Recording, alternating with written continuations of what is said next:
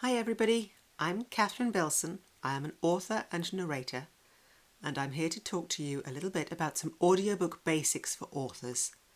The things that you as an author need to know if you're interested in getting into audiobooks, which, as you're probably hearing, is a growing market. There's money in it, so you should definitely be thinking about it. Yes, it may cost you some upfront investment, but the rewards can be pretty good. This is going to be a series of videos. I'm going to talk through all of the basics authors need to know if they want to get into audiobooks.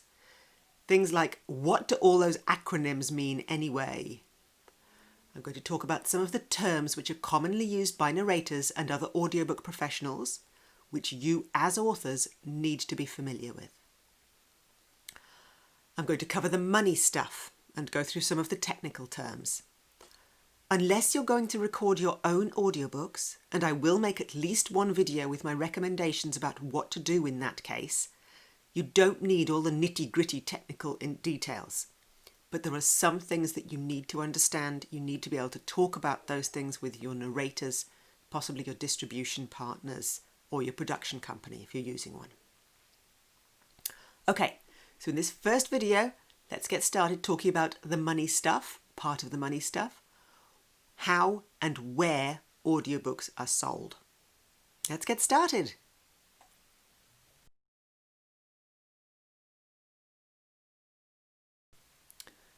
As with ebooks, there's Amazon and there's everywhere else. You have two options. You can go ACX exclusive or you can go wide. This is just like going Kindle Unlimited or wide for ebooks. It's just the same. The difference is money. Okay, I'll talk about that in a minute. The portal for getting your books onto Amazon, Audible and iTunes is called ACX, which stands for the Audiobook Creation Exchange. You can only use ACX if you are in the US, the UK, Canada or Ireland. As of August 2020, if you are outside those countries, you cannot use ACX.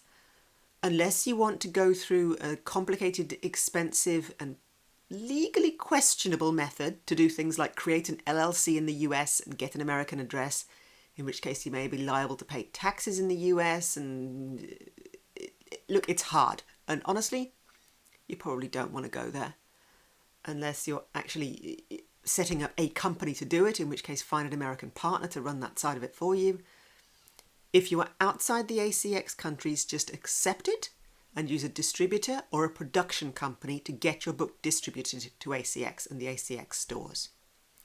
You can still go exclusive if you want to. The reason why you might choose to go to exclusive is, of course, money.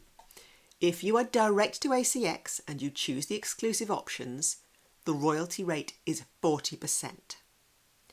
If you choose non-exclusive, it's 25%. If you have to go via a distributor, they're going to take a further percentage off that as well. If you go exclusive via ACX, so that is generally not for people like me who are Aussies, we're going via a distributor, but if you can go exclusive via ACX, you will get free codes to distribute, 25 for the Audible US store and 25 for the UK Audible store.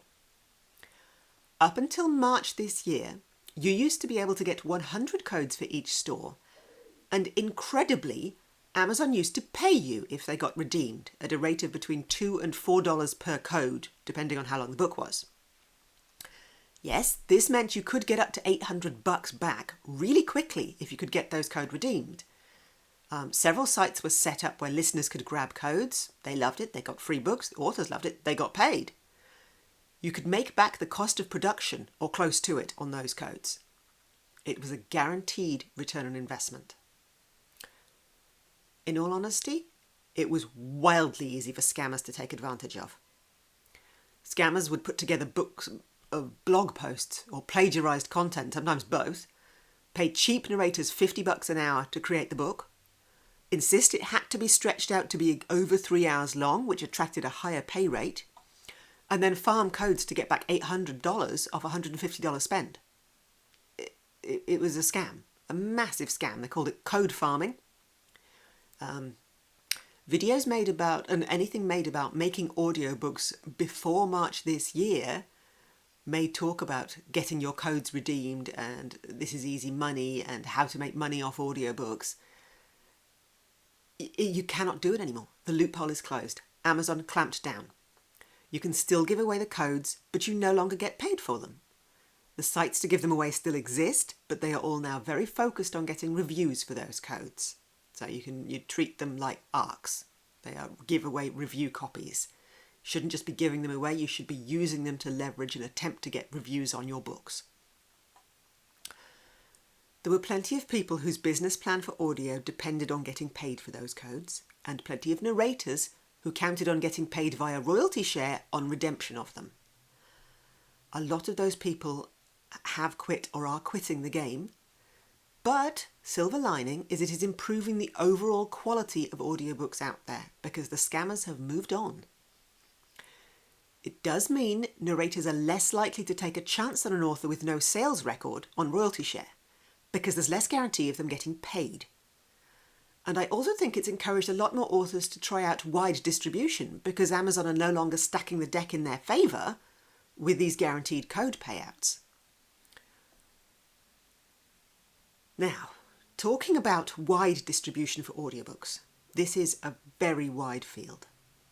Some of the players you can get individual accounts with, Nook I believe is one of them, but as a general rule, I think it's best to use a distributor who can get you in everywhere because you can spend an enormous amount of time on it.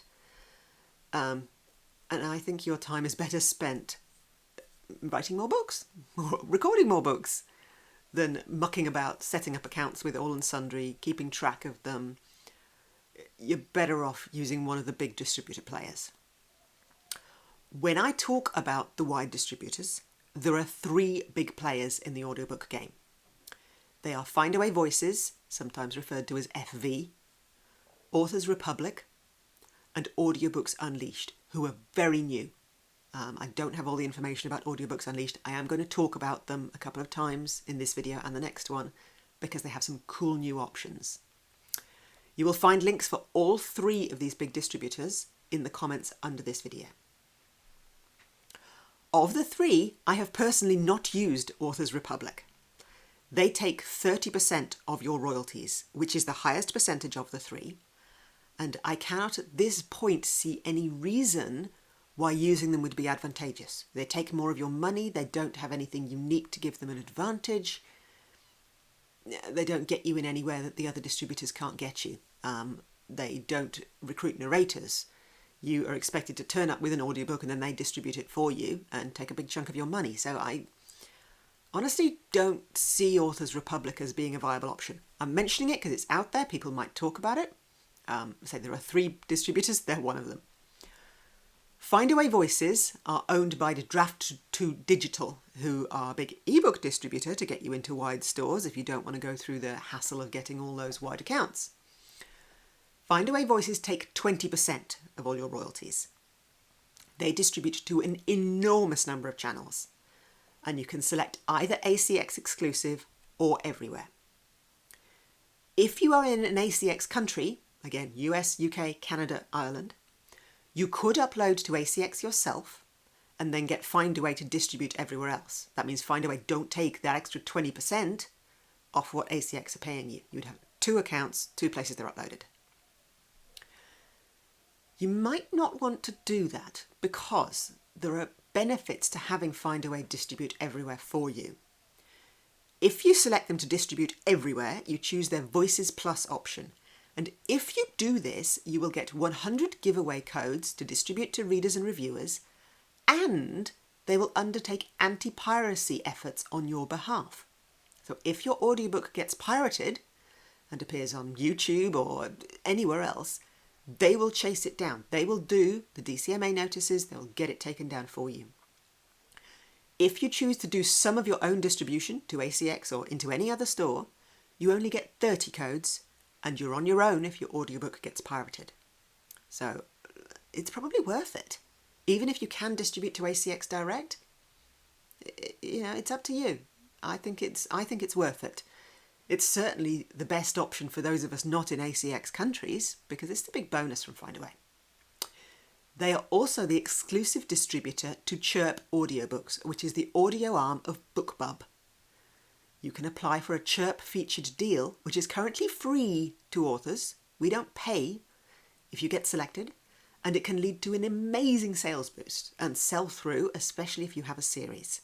I've got a series of 4 I'm working hard on getting into audio at the moment, and then I'm going to keep applying for a Chirp and hope that I get one. I know authors who are making the majority of their earnings, or certainly, Chirp is the biggest earner for them out of audiobooks, bigger than Audible and Amazon. So there's definitely a benefit in getting into Chirp. We all know that BookBub know how to sell books. They're the best in the game at it. And right now, while they're still getting Chirp in beta, those promotions, if you can get one, are free and well worth it. Make the effort, go through Findaway Voices, apply for Chirp regularly on any books you get out there, and you will see the benefits, and you will see them quickly. There is one new kid on the block of audiobook distributors, and that is Audiobooks Unleashed, which is headed up by narrator Sarah Sampino. Audiobooks Unleashed are basically the same as Findaway Voices from the looks of things, but they only take 10% of ACX royalties, 20% on all the other wide stores. They're still very new at the time of recording this, August 2020, and I don't have a handle on everything they're offering, and they probably haven't even finalised all their offerings yet. So I'm not sure if you get free codes or the piracy protection you get with Findaway, for example. I have been told that they distribute via Findaway to get to Chirp. So presumably, Findaway are going to take their 20% cut, and then Audiobooks Unleashed are going to take their 20% cut. So that is a fair chunk you're going to lose of Chirp distribution.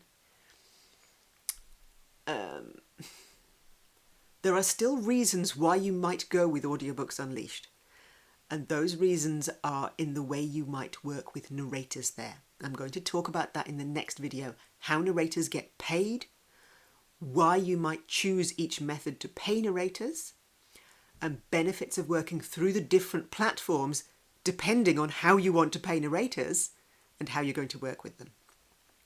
Audiobooks Unleashed could end up bringing you in more money if you choose one of their special options. Now, there's one more option which I haven't mentioned yet, and that is working with an audiobook production company, which basically is a publisher.